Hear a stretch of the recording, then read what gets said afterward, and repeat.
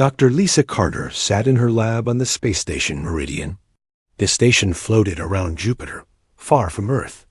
She worked late into the night, studying alien languages that nobody had ever heard before. Her coffee had gone cold hours ago, but she did not notice. The computer screens around her showed strange symbols and numbers. Lisa had been working on this project for 3 years. She was trying to decode signals from deep space. Most people thought it was a waste of time. They believed humans were alone in the universe. But Lisa knew better. She had found patterns in the radio waves. Someone was out there, and they were trying to talk. Her assistant, Dr. Paul Johnson, walked into the lab. He looked tired. "Lisa, you should go home. It's almost midnight. Just 5 more minutes," Lisa said. She had been saying that for 2 hours.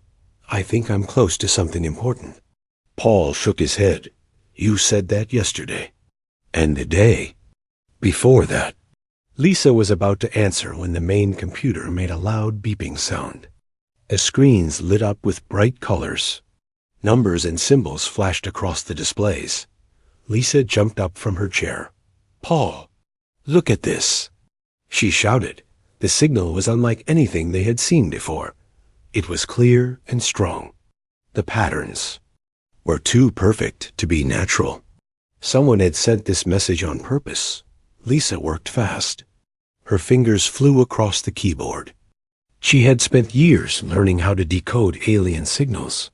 The message was complex, but she could understand parts of it. It used math and physics that were the same everywhere in the universe. "It's a greeting," she said. "They're saying hello." Paul moved closer to the screen. "Who's saying hello?" Lisa kept working. More of the message became clear. They call themselves the Zephyrian Collective. They're a group of 12 different alien species. The message continued. Lisa translated as fast as she could. The aliens had been watching humanity for a long time. They knew about human space travel. They knew about the colonies on other planets. They knew about the quantum drilling machines that humans used to travel faster than light. "Paul, this is incredible," Lisa said. "They're telling us about other worlds, other civilizations." But then the message changed. The tone became serious. The aliens were not just saying hello. They were giving a warning. Lisa's face went pale. As she read the translation, "They want us to stop." "Stop what?" Paul asked. "Everything. They want us to stop expanding to new star systems. They want us to stop using our quantum drilling technology. They want us to stay in the space we already have." The message was clear. Humanity had 90 days to follow these rules. If they did not, the Zephyrian Collective would take action. The aliens said human technology was dangerous. It was causing damage to something they called the quantum web. Lisa did not understand what the quantum web was, but the aliens made it sound important. They said it connected all the star systems in the galaxy. Human quantum drilling was breaking it apart. If the damage continued, entire star systems could be destroyed. "We have to tell Commander Morrison," Paul said. Commander Jake Morrison ran the defense forces for all human colonies. He was a tough military man who did not trust aliens. When Lisa and Paul brought in the message, he laughed. "You think I'm going to believe this?" Morrison said. "Some aliens send us a message telling us what to do, and we're supposed to listen?" "Commander, the message is real," Lisa said. "The math is too complex to be fake. This is genuine alien contact." Morrison shook his head. "Even if it's real, I don't care. Humans don't take orders from aliens. We never have, and we never will." The news of the alien message spread quickly. Every human colony received a copy. Some people were scared. Others were angry. Many did not believe it was real. President Helen Brooks called an emergency meeting on Earth. All the important leaders came to discuss the message. Admiral Ben Taylor, the head of the Space Navy, was there. General Patricia Hayes, who commanded. The ground forces, AIM 2. Dr. Lisa Carter was asked to explain the message to everyone. The aliens say we're damaging something called the quantum web, Lisa told the group. They've been maintaining it for thousands of years. Our quantum drilling technology is causing it to break down. Admiral Taylor stood up. So what if we are? This is human space. We'll drill where we want to drill. But Admiral, Lisa said, they're warning us about a cascade failure. If the quantum web collapses, it could destroy star systems. Billions of people could die. That's their problem, Taylor said. Humanity has always pushed forward. We don't let anyone tell us where we can and can't go. President Brooks listened to both sides. She was a careful leader who usually thought before acting. But she was also proud of humanity's achievements. In just 300 years, humans had gone from one planet to 17 star systems. Dr. Carter, the president said, "What do you think we should do?" Lisa took a deep breath. "I think we should take the warning seriously. These aliens are clearly more advanced than we are. They've been in space for thousands of years. Maybe they know something we don't." General Hayes disagreed. "We can't show weakness. If we give in to their demands, what's next? Will they tell us how many children we can have? What foods we can eat?" The debate went on for hours. Some leaders wanted to negotiate with the aliens. Others wanted to ignore the message completely. A few even suggested attacking the aliens before they could attack humanity. In the end, President Brooks made her decision. She would not let aliens tell humanity what to do. Human expansion would continue. The quantum drilling would not stop. "We are not a species that accepts limits," she announced. "If these aliens want to stop us, they'll have to try." The message was sent to all human colonies. Work continued on new settlements. The quantum drilling machines kept working. Humanity had received its first message from alien civilization, and humanity had chosen to ignore it. Dr. Lisa Carter watched the news from her lab on Meridian. She felt sick to her stomach. The aliens had given a clear warning. They had tried to prevent a disaster. But human pride was stronger than human wisdom. She looked out at the stars and wondered what would happen next. The aliens had given humanity 90 days. What would they do when the time was up? Paul found her staring out the window. "Do you think we made the right choice?" he asked. Lisa shook her head. "I think we just made the biggest mistake in human history." Far away, in the depths of space, the Zephyrian Collective received humanity's answer. The ancient aliens had hoped for wisdom. Instead, they found arrogance. They had offered cooperation. Instead, they found defiance. The countdown began. In 90 days, the galaxy would change forever. The 90 days passed quickly. Human colonies continued their work as if nothing had happened. New settlements were built on distant planets.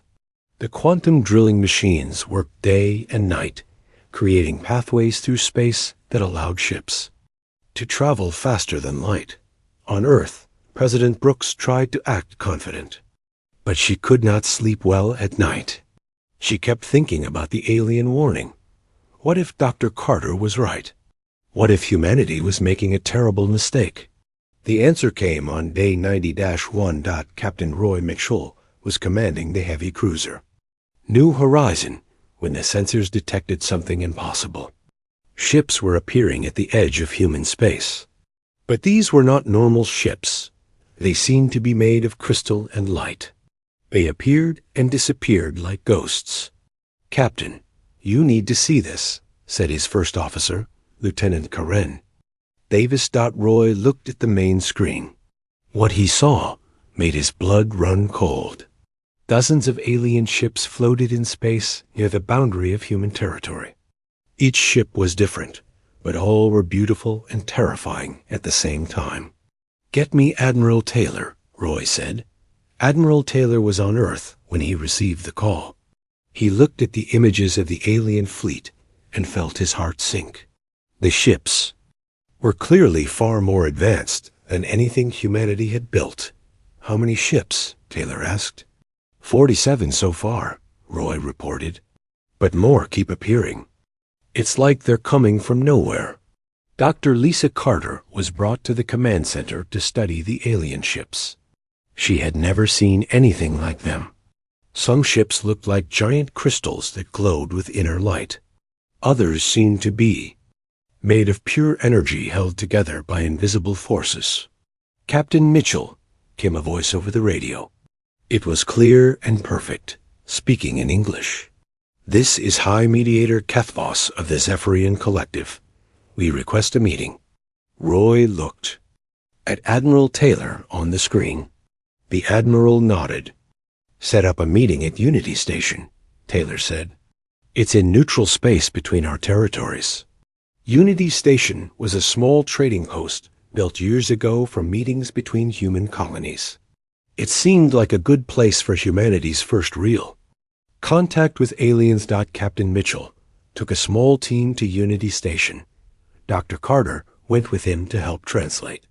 She was nervous, but excited.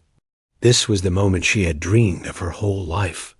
The alien ship that came to Unity Station was unlike anything in human experience. It was shaped like a crystal cathedral, glowing with soft blue light. When it docked with the station, the airlocks somehow matched perfectly. Even though the alien ship used completely different technology, High Mediator Kethvos was not what Lisa had expected. He was not a creature of flesh and blood. Instead, he was a being of pure energy contained within a crystalline body. His voice came from everywhere and nowhere at once. "Dr. Carter," the alien said, "we have monitored your work. You have tried to understand our language. We appreciate your efforts."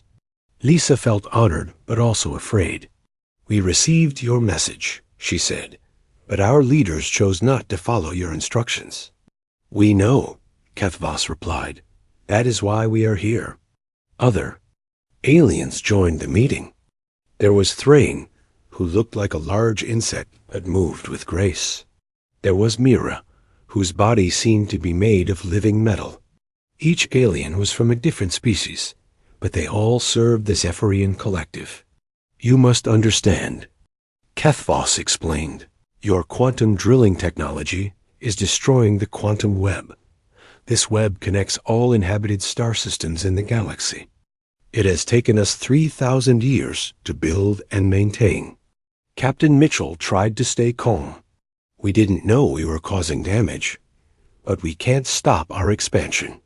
Humanity needs room to grow. Your growth comes at the cost of galactic stability," said Thrain. "Every time you use your quantum drills, you create fractures in the web. These fractures are spreading." Myra spoke next. Her voice sounded like music. "We offer humanity a choice. Join the collective as junior partners. We will teach you safer ways to travel between stars. In return, you must stop your dangerous drilling and accept our guidance." "And if we refuse?" Roy asked. "Then you will." "Be contained," Kethvos said. "We cannot allow you to destroy what we have built." To prove their power, the aliens did something that shocked the humans. Every human ship in the system suddenly stopped working. Engines shut down. Weapons went offline. Life support systems flickered. "This is just a demonstration," Kethvos explained. "We do not wish to harm you, but we will not allow you to harm the galaxy." The ship systems came back online after a few seconds. But the message was clear. The aliens could disable human technology whenever they wanted. Resistance seemed impossible. Captain Mitchell and Dr. Carter returned to Earth with the alien ultimatum.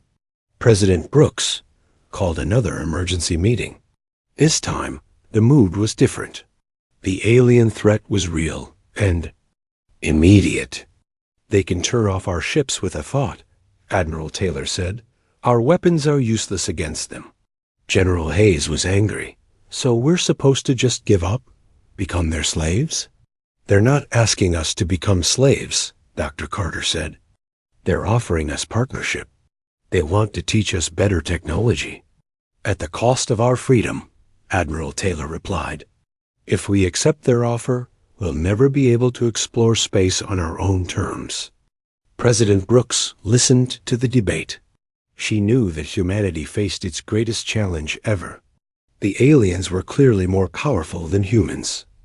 Fighting them would be suicide. But surrendering meant giving up humanity's dream of exploring. The stars. What do we know about these aliens? She asked Dr. Carter. They call themselves the Zephyrian Collective, Lisa replied. 12 different species working together. They've been in space for thousands of years. They seem to control most of the galaxy, and they want us to join them? As junior partners, Lisa said. They would give us advanced technology, but we would have to follow their rules. General Hayes slammed her hand on the table. I say we fight. Humanity has always fought for its freedom. Why should we stop now? Because we'll lose, Admiral Taylor said. They have technology we can't match. They have ships we can't understand. They have power we can't fight. The debate continued for days. Meanwhile, the alien fleet waited at the edge of human space. More ships arrived each day. The collective was clearly preparing for war if humanity refused their offer, thought Dr. Carter. Spent her time studying the alien technology. She worked with Dr. Alan Stone, a physicist who specialized in quantum mechanics. Together, they tried to understand how the aliens could disable human ships so easily. It's incredible, Alan said. They're manipulating the quantum fields that power our technology. It's like they can reach into our machines and turn them off. But how? Lisa asked. I think it has to do with the quantum web they mentioned, Alan replied. Our drilling creates pathways through quantum space. Maybe they can use those same pathways to affect our technology. This gave Lisa an idea. If human quantum drilling could damage the alien web, maybe it could also be used as a weapon. She began working on a new theory. Meanwhile, Captain Mitchell prepared for the worst.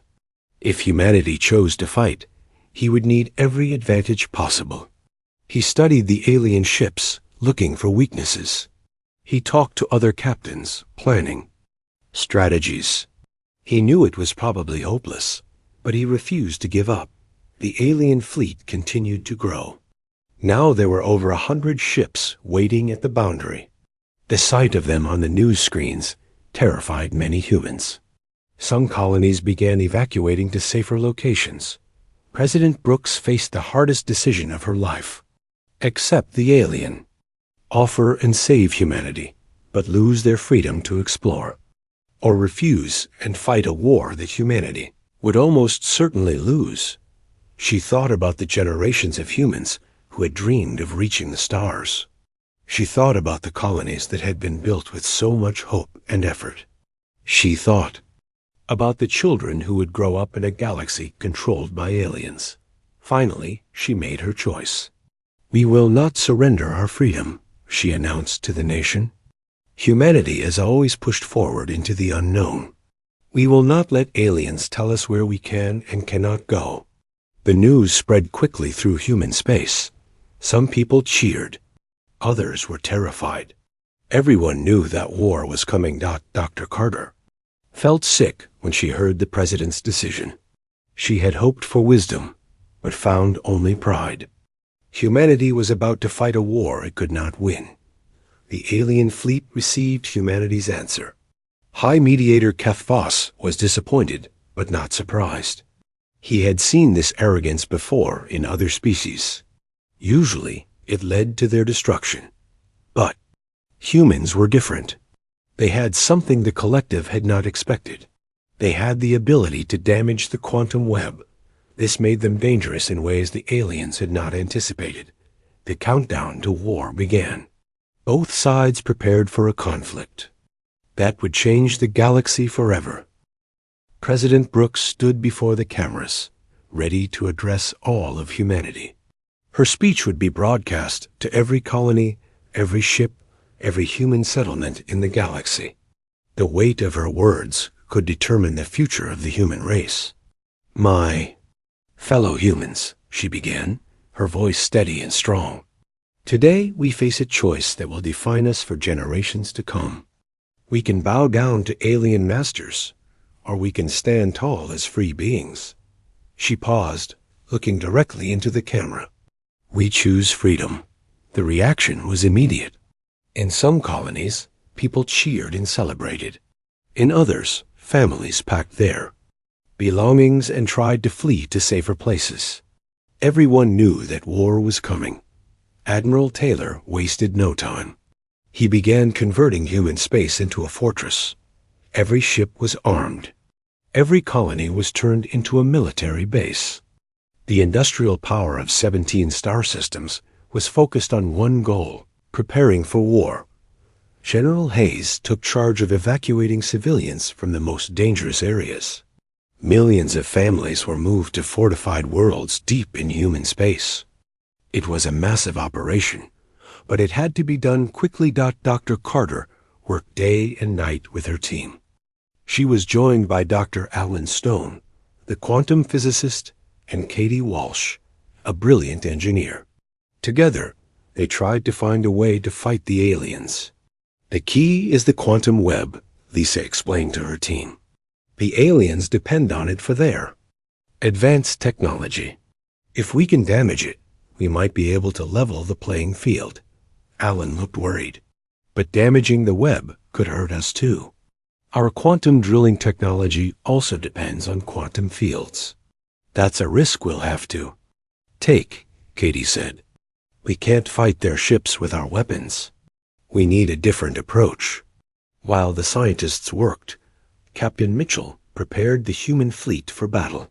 He knew they could not win a direct fight, but maybe they could make the aliens pay a heavy price. His second-in-command, Lieutenant Davis, brought in disturbing news. "Sir, we're detecting more alien ships arriving every day. The fleet now has over 200 vessels. Any sign of weakness?" Mitchell asked. "None that we can see. Their ships still seem to be made of energy and crystal. We have no idea how to damage them." Meanwhile, a young captain named Steve Adams was given a dangerous mission. He commanded a small scout ship called the Defiant. His job was to sneak into alien territory and gather information. Steve and his crew were skilled at staying hidden. They had done secret missions before, but never anything like this. They flew their ship to the outer edges of Collective space, avoiding the main alien fleet. What they found was shocking. The Collective controlled hundreds of star systems. Dozens of different alien species lived under their rule. But something was wrong. The aliens did not seem happy. "Captain," said his communications officer, Lieutenant Tony Garcia, "I'm picking up some strange signals. It sounds like some of the alien species are arguing with each other." Steve listened to the recordings. Even though he could not understand the alien languages, he could hear anger and frustration in the voices. "Maybe they're not as united as they pretend to be," Steve said. The Defiant continued its secret mission. They discovered that the Collective was not a partnership of equals. The Zephyrians were the rulers, and the other 11 species were their subjects. Some of the alien species seemed to resent this arrangement. Back in human space, Dr. Carter made a breakthrough. She discovered that human quantum drilling did not just damage the quantum web. It created new pathways that the aliens could not control. "This is incredible," she told Alan and Katie. "Our technology is primitive compared to theirs, but it works differently. We're not just breaking their web. We're creating chaos in their system." Katie understood immediately. "So when we drill, we're not just damaging their network. We're adding random elements they can't predict or control." "Exactly," Lisa said. "For 3,000 years, they've maintained perfect order. Our technology introduces disorder. That's why they're so afraid of us. This discovery changed everything." The aliens were not just trying to protect the galaxy from damage. They were trying to protect their own power. Human technology threatened their control over the other species. Admiral Taylor was excited when he heard the news. So we're not just fighting for our freedom. We're fighting for the freedom of every species in the galaxy. But there was a problem. To use this discovery as a weapon, humans would need to coordinate quantum drilling operations across multiple star systems. The timing would have to be perfect. One mistake could destroy human colonies instead of damaging the alien web. President Brooks approved the plan. It was risky, but it was their only hope. Secret preparations began immediately. Dr. Carter worked with military commanders to identify the best targets. They needed to hit the quantum web at critical points where the damage would spread throughout. The alien network. Katie Walsh designed new drilling equipment that could punch through the web more effectively. The machines were powerful, but they were also dangerous. Using them would put the human operators at great risk. While the preparations continued, Captain Mitchell received intelligence from Steve Adams. The scout ship had discovered something important. The alien fleet was not invincible. Their ships needed the quantum web to function properly.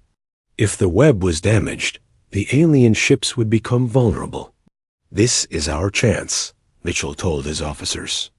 "We can't match their technology when it's working perfectly. But if we can disrupt their power source, we might be able to fight them." The plan was dangerous and complex. Human quantum drilling teams would attack the web at 7 different star systems simultaneously. The timing had to be perfect. If they succeeded, the alien fleet would be weakened. If they failed, humanity would be defenseless. General Hayes was worried about the civilian population. "If this plan goes wrong, we could destroy our own colonies. Are we sure this is worth the risk?" "We're fighting for our survival," Admiral Taylor replied. "If we do nothing, the aliens will defeat us anyway. At least this way, we have a chance." Dr. Carter spent her last few days before the operation checking and rechecking the calculations. The math was incredibly complex. One small error could turn their weapon against themselves. Alan Stone helped her verify the numbers. "The quantum interactions are unstable," he warned. "Once we start the drilling, the effects will spread faster than we can control them." "How?" "Fast?" Lisa asked. "The cascade failure could reach across the galaxy in a matter of hours," Alan replied. "The entire quantum web could collapse." Lisa felt sick. They were not just planning to damage the alien network. They were planning to destroy the foundation of galactic civilization. If they succeeded, every species in the galaxy would be affected, but there was no other choice. The alien fleet was moving closer to human space. In a few days, they would begin their attack. Humanity had to strike first. President Brooks gave the final approval for the operation. "We're not just fighting for ourselves," she said. "We're fighting for the right of all species to be free." The quantum drilling teams took their positions. In 7 different star systems, human engineers prepared their equipment. The machines were more powerful than anything humans had built before. They could tear holes in space itself. Captain Mitchell positioned his fleet near the alien boundary. When the drilling began, the alien ships would be vulnerable. The human fleet would attack immediately before the aliens could adapt. Steve Adams and the Defiant were given a special mission. They would monitor the alien fleet and report on how the drilling affected their ships. It was dangerous work, but the information was crucial. Dr. Carter watched from the command center on Mars. She had helped create this plan, but she was terrified of what might happen. The equations showed that the cascade failure could spread beyond their control. "Are you ready?" Admiral Taylor asked the drilling teams. "Ready, sir," came the replies from all 7 systems. "Begin the operation," Taylor ordered. Across human space, the quantum drilling machines activated. They punched through the barriers between dimensions, creating massive holes in the quantum web. The effect was immediate and dramatic. The alien fleet, which had been moving steadily toward human space, suddenly stopped. Their ships flickered and wavered like candles in the wind. The perfect crystalline structures became unstable. "It's working," Captain Mitchell reported. "The alien ships are losing power." But the drilling teams were in trouble. The quantum fields they had unleashed were incredibly violent. Several drilling platforms were destroyed in the first few minutes. The operators who survived reported that the effects were spreading faster than predicted. Dr. Carter watched the readings with growing horror. The cascade failure was moving through the quantum web at incredible speed. It was not just affecting the alien fleet. It was beginning to damage the foundation of faster-than-light travel throughout the galaxy. "We have to stop," she said. "The cascade is spreading too fast. We're going to cut off every star system in the galaxy." But it was too late. The quantum drilling had created a chain reaction that could not be stopped. The carefully maintained order of 3,000 years was collapsing in a matter of hours. The galaxy would never be the same. The cascade failure spread through the galaxy like wildfire. Star systems that had been connected for thousands of years suddenly found themselves cut off from each other. The quantum web, which had been the foundation of galactic civilization, was falling apart. Captain Mitchell watched in amazement as the alien fleet began to weaken. The beautiful crystalline ships that had seemed so powerful were now flickering and struggling to maintain their form. Some of the smaller vessels disappeared entirely, their energy forms unable to hold together without the web's support. "All ships attack now," Mitchell ordered. The human fleet charged forward. For the first time in the war, they were fighting on equal terms. The alien ships, robbed of their advanced technology, could be damaged by human weapons. Lieutenant Davis coordinated the attack from the New Horizon. "Target the larger ships first," she commanded. They seemed to be the most affected by the web failure. The battle was fierce. Human ships that had been helpless against alien technology now found they could fight back. Laser cannons and missile systems that had been useless before were now scoring hits on enemy vessels. But the cost was enormous. The quantum drilling operation had destroyed several human colonies. The cascade failure was spreading faster than anyone had predicted. Dr. Carter watched the readings from the command center on Mars with growing horror. "The failure is reaching the core systems," she reported to Admiral Taylor. "If it continues, the entire galaxy will be cut off from faster-than-light travel." "Can we stop it?" Taylor asked. "I don't know," Lisa replied. "The quantum reactions are beyond our control now. We may have broken something that can't be fixed."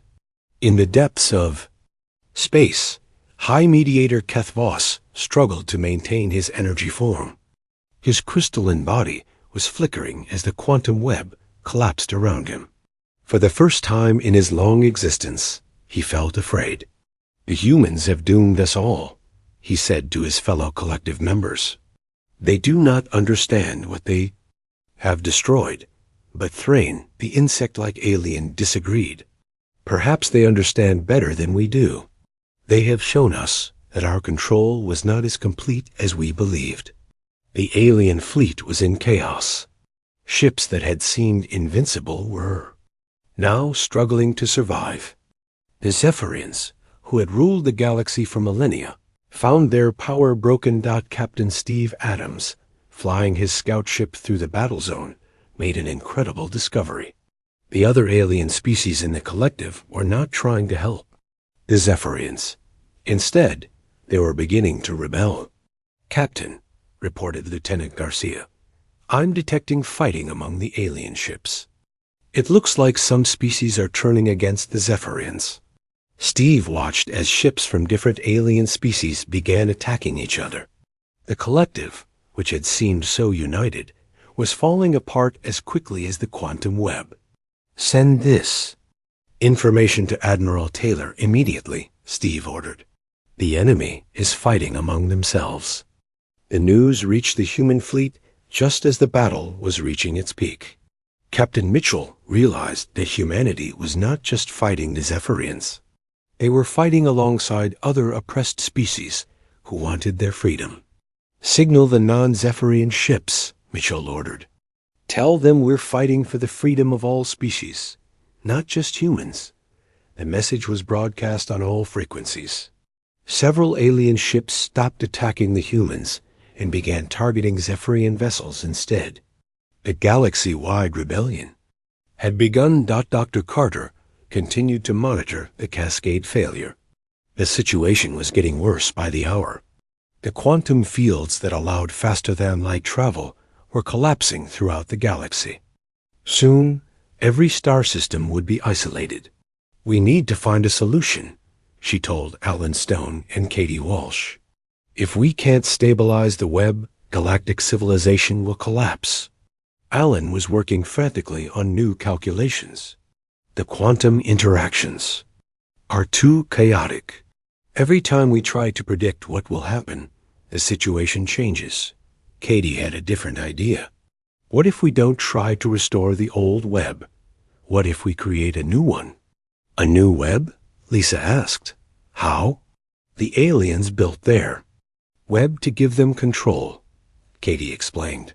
But what if we built one that nobody could control? A web that was free for all species to use? It was a revolutionary idea. Instead of trying to repair the old system, they would create something entirely new.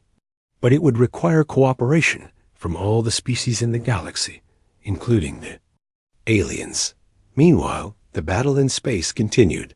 The human fleet was winning, but the cost was terrible.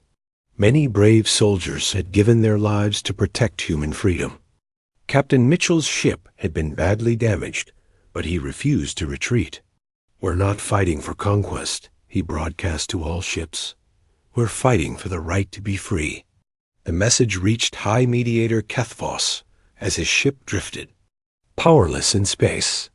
The proud Zephyrian leader, who had once demanded humanity's surrender, was now barely able to maintain his physical form. The humans have destroyed everything, he said to his remaining officers. 3,000 years of order, gone in a single day. But Myra, the metal-bodied alien, had a different perspective. Perhaps order is not the same as freedom. Perhaps the humans have given us something more valuable than stability. The Cascade failure continued to spread. Star systems across the galaxy found themselves cut off from each other. Trade routes that had existed for millennia were suddenly impassable. The galactic economy began to collapse. On Earth, President Brooks faced the greatest crisis in human history. The war was being won, but at what cost? The entire galaxy was falling apart. Dr. Carter, she asked, can you fix this? Not alone, Lisa replied. We need help from the aliens. Their knowledge of the quantum web is far greater than ours. But there are enemies, General Hayes protested. We can't trust them. We don't have a choice, Admiral Taylor said. If we don't work together, everyone will suffer. The decision was made to reach out to the aliens. Captain Mitchell, despite his ship's damage, volunteered to make contact with High Mediator Kethvos. The meeting took place in the wreckage of Unity Station. The once proud space station had been damaged in the fighting, but it was still functional. Mitchell brought Dr. Carter with him to help with translation. Kethvos arrived in a small escape pod. His energy form was barely stable, flickering like a dying light. The proud alien leader who had once threatened humanity was now desperate for help. You have won, he said to Mitchell. The collective is broken. The Zephyrian Empire is finished. We didn't want to destroy you, Mitchell replied. We just wanted to be free. Your freedom has come at a terrible price, Kethvos said. The galaxy is falling apart. Without the quantum web, billions will die. Dr. Carter stepped forward. We have an idea. Instead of trying to restore the old web, we could build a new. 1. A web that serves all species equally. Kethvos looked at her with surprise. You would help us after everything that has happened? We would help everyone, Lisa said. The new web would not belong to any single species. It would be free for all to use. The idea was radical, but it was the only hope for galactic civilization. Working together, humans and aliens could create something better than what had existed before. But first, they had to survive the cascade failure. The quantum collapse was accelerating, and time was running out. Soon, it would be too late to save anyone. The most dangerous part of the war was about to begin. Not the fighting between humans and aliens, but the race to save the galaxy from destruction. The warnings had been ignored, and now everyone would pay the price. In the depths of space, other alien species watched the humans with new respect. These strange beings had done what no one thought possible. They had challenged the ancient order and won, but victory would mean nothing if the galaxy collapsed around them. The real test was just beginning. The cascade failure was spreading faster than anyone had imagined. Entire sectors of the galaxy were going dark as the quantum web collapsed. Star systems that had been connected for thousands of years were suddenly alone in the darkness of space. Dr. Carter worked desperately with her team to find a solution. The command center on Mars was filled with scientists from every human colony. They had been joined by alien scientists who wanted to help save the galaxy. The collapse is accelerating, reported Dr. Alan Stone. At this rate, the entire web will be gone within 72 hours. Katie Walsh had been working on designs for a new quantum network. The good news is that we can build a replacement. The bad news is that it will take months to construct, and we only have days before everything falls apart. High Mediator Kethvos, his energy form now barely visible, offered his knowledge. There is a way to slow the collapse, but it requires sacrifice. What kind of sacrifice? Lisa asked. The remaining stable nodes of the web must be manually stabilized. Ships must fly into the quantum storms and hold the pathways open while the new network is built. Captain Mitchell understood immediately. It's a suicide mission. Any ship that enters those storms won't come back out. Not necessarily, Kethvos replied. If the timing is perfect, and if the new network comes online quickly enough, ships might survive. President Brooks faced the hardest decision of her presidency. She could order human ships to fly into the quantum storms, knowing that many would not return. Or she could let the galaxy collapse and hope that humanity could survive alone. How many ships would we need? She asked Admiral Taylor. At least 50, Taylor replied, spread across the galaxy to cover all the critical nodes. And how many volunteers do we have? Every captain in the fleet has volunteered, Taylor said proudly. They understand what's at stake. The operation began immediately. Captain Mitchell led the first wave of ships into the quantum storms. The New Horizon, despite its battle damage, was one of the first vessels to enter the chaotic energy fields. Entering the storm now, Mitchell reported. His voice was calm, but everyone knew he might not survive the next few hours. The ships that entered the quantum storms faced incredible dangers. The energy fields tore at their hulls and disrupted their systems. Several ships were destroyed within minutes. But the survivors held their positions, using their own quantum generators to stabilize the collapsing web. Dr. Carter coordinated the construction of the new network from Mars. Teams of human and alien engineers worked together, sharing knowledge that had been kept secret for millennia. The old barriers between species were falling as quickly as the quantum web. The first node is stabilizing, reported Katie Walsh. The human and Zephyrian ships are holding position despite the storm, but the cost was enormous.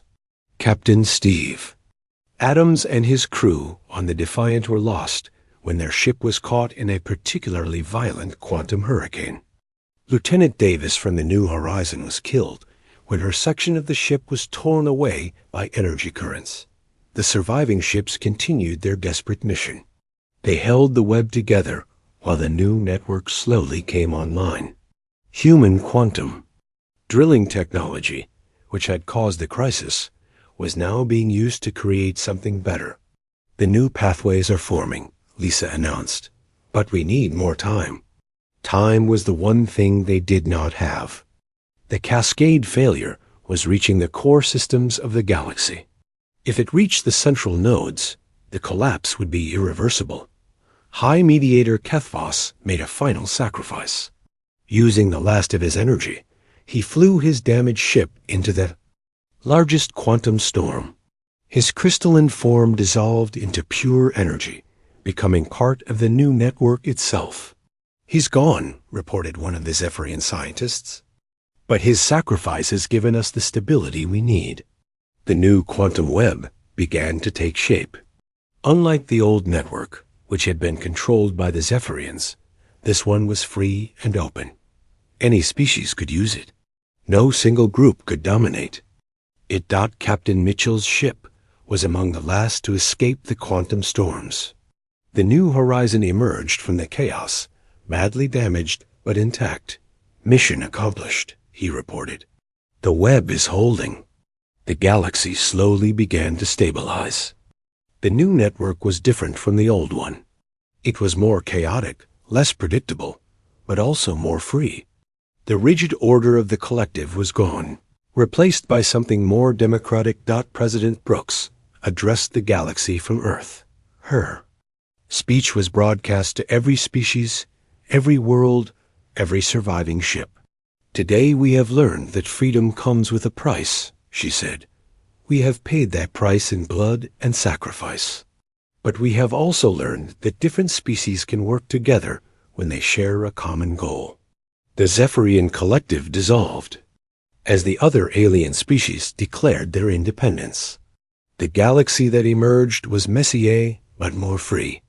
Trade routes were re-established, but now they were open to all species equally. Dr. Carter became the first director of the Galactic Cooperation Council, a new organization that helped coordinate the use of the quantum network. She worked with scientists from dozens of species to maintain and improve the system. "We destroyed the old galaxy," she reflected during a meeting with former enemies. "But maybe we created something better." The new galaxy was not perfect. There were conflicts and disagreements between species. Some groups tried to gain control of portions of the network, but the fundamental principle held. No single species could dominate all the others. Captain Mitchell, promoted to admiral, led exploration missions into previously forbidden regions of space.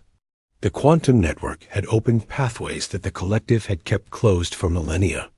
Humanity and its allies discovered new worlds, new species, and new opportunities. Warnings from the Zephyrian collective had been real. Human quantum drilling had been dangerous. The cascade failure had nearly destroyed galactic civilization. But humanity's refusal to surrender had also freed countless species from ancient oppression. Captain Steve Adams was remembered as a hero, along with the hundreds of other brave souls who had died to save the galaxy. Their sacrifice had made freedom possible for billions of beings across thousands of worlds. Years later, as human ships explored the edges of the galaxy, they discovered something amazing. The quantum pathways were connecting to other galaxies, opening routes to places that no one had ever imagined. Dr. Carter, now an old woman, watched from her office as the first ships prepared to journey beyond the galaxy itself. "We ignored their warnings," she said to her assistant. "We chose arrogance over caution. And somehow that turned out to be exactly what the galaxy needed." The universe was vast and full of wonders. Humanity had earned its place among the stars, not through conquest, but through courage. They had refused to be told what they could not do, and in doing so, they had freed everyone. The old galaxy was gone. destroyed by human stubbornness and alien pride. But the new galaxy was better. It was Messier, more dangerous, and less predictable. But it was also free dot as the ships launched toward distant galaxies, carrying crews of humans and aliens working together. The lesson was clear. Sometimes the greatest danger comes not from ignoring warnings, but from accepting limitations without question. The galaxy had been saved not by following rules, but by breaking them. The warnings had been ignored, and everyone was better for it. In the end, humanity's greatest strength was not their technology or their military power. It was their refusal to believe that anything was impossible. They had looked at the vast, controlled galaxy of the collective and said simply, "We can do better." And they had.